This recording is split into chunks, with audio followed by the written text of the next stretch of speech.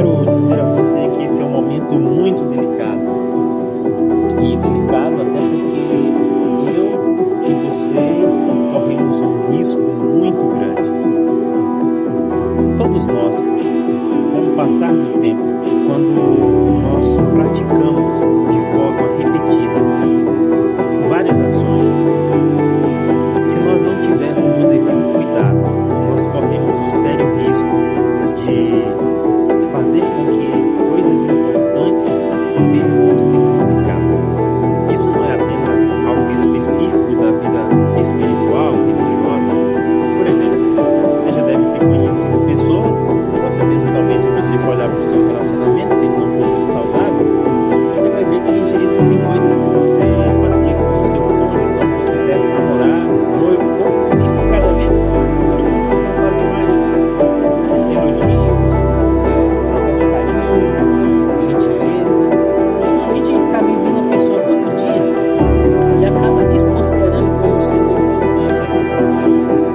Dizer eu te amo, dar um abraço, cheiro no pescoço, essas coisas estão perdendo o significado. E não é apenas com o cônjuge, com os filhos, e vários comportamentos. Nós repetimos eles muitas vezes. A gente acaba perdendo ou correndo risco de fazer com que essas coisas percam o significado. E com isso a gente muitas vezes acaba fazendo outras coisas pelo simples fato de fazer. Você já percebeu como tem algumas vezes que algumas pessoas vão para a igreja, mas a mente, o coração está longe dali? Vai como se fosse apenas um ritual, né? O corpo está presente, mas a alma está em outra dimensão, porque se torna uma prática vazia.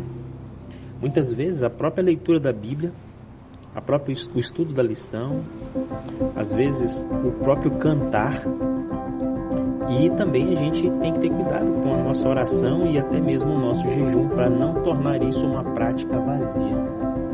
Veja o que diz Lucas 18:12. Olha a frase que é direcionada a Jesus: jejuo 2 vezes por semana e dou o dízimo de tudo quanto ganho. Nesse contexto aqui, a gente pode ver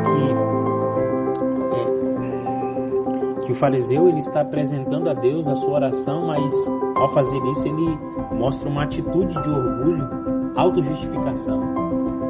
O fariseu ele lista suas supostas boas obras, né? Incluindo o jejum 2 vezes por semana e a devolução dos dízimos, como se ele estivesse tentando impressionar a Deus com a sua retidão e com seus méritos próprios. Esse texto nos ensina sobre a importância da humildade, da sinceridade em relação a Deus e do motivo certo para fazer as coisas. O fariseu, na sua oração, ele está focado em si mesmo, confiando nas suas próprias ações, nas suas próprias práticas de justiça para se aproximar de Deus, queridos. No entanto, Jesus nos mostra que essa atitude é inadequada. E não só inadequada, mas ela também é inacessível, inaceitável a Deus. Em contraste, o publicano, que está orando do lado, estava ali presente na mesma parábola.